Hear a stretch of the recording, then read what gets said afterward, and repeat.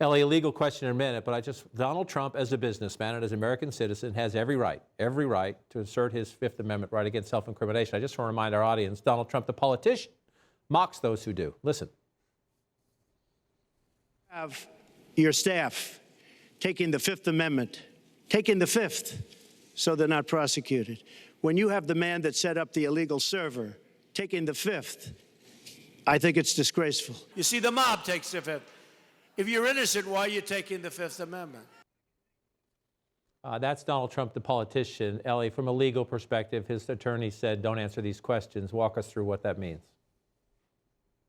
Yeah, John, so first of all, the hypocrisy, of course, is jaw-dropping here. And it really is a moment of shame for Donald Trump and for the American presidency to have a former president who has to invoke the Fifth Amendment. But legally, you're absolutely right. This is Donald Trump's right. He can take the Fifth Amendment the same as anyone else can. Important to know, though, in a civil lawsuit in New York State, if somebody takes the Fifth, that can actually be used against them. The jury can draw what's called an adverse inference, meaning the jury, in, again, a civil case, can sort of assume the worst about what if his testimony might have been. It cannot be used against him in any way in a criminal prosecution. And I do think it's worth noting here, John, Letitia James has politicized this investigation. She campaigned on vote for me and I'll nail Donald Trump. She has fundraised on it. So that's not a ridiculous fear for him to have.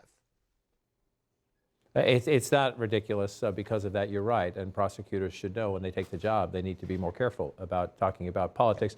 Just quickly for our viewers who might be confused because they hear about the raid at the search at the president's Mar-a-Lago house. They hear about the Georgia investigations. They hear about the January 6th committee. Just what is at stake here in this civil investigation in New York?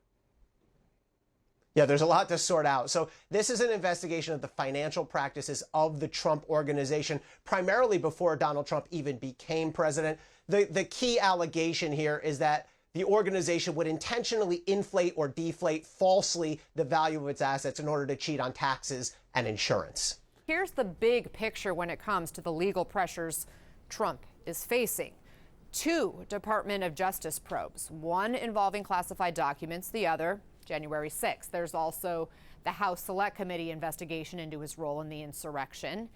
And then in Georgia, you have Trump's infamous find the votes phone call, the crux of an election interference case. And then there is his taxes, his finances. There are 3 separate investigations here. And today, there was a deposition involving the civil probe in New York. And that's where we want to begin with CNN's Kara Scannell, who's outside the New York Attorney General's office for us. Kara, the big question going into today was, would the former president answer questions or would he assert the Fifth? And he chose the latter. Yeah, Anna, that's right. That was the big question this morning. And Donald Trump arrived here about 4 hours ago. He's in the building just over my shoulder at the New York Attorney General's office where he is undergoing this deposition. And he's been there for a couple of hours now, and he's asserting the Fifth Amendment. And he said that he wasn't going to answer questions because he said the New York Attorney General, Letitia James, a Democrat, he said her investigation was politically motivated. He also said what solidified his decision was the FBI search warrant on his home in Florida at Mar-a-Lago on Monday. He said that made it clear to him that he didn't want to testify and answer questions under oath. Now, in a very lengthy statement, he made all of these allegations, but I'll read you a part of it in which he said, I once asked, if you're innocent, why are you taking the Fifth Amendment? Now I know the answer to that question. When your family, your company, and all the people in your orbit have become the targets of an unfounded, politically motivated witch hunt. A witch hunt, we've heard him say that many times about all of these investigations. Now, it's unclear how long he will be in that room answering questions or not answering questions.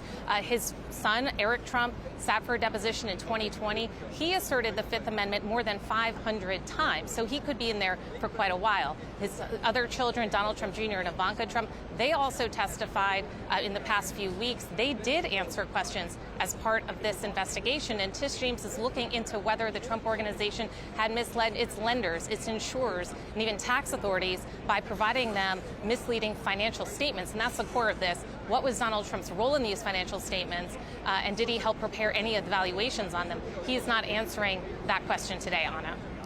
Okay, Kara Scannell, it's all interesting. We'll see what else comes of this investigation. Thanks so much.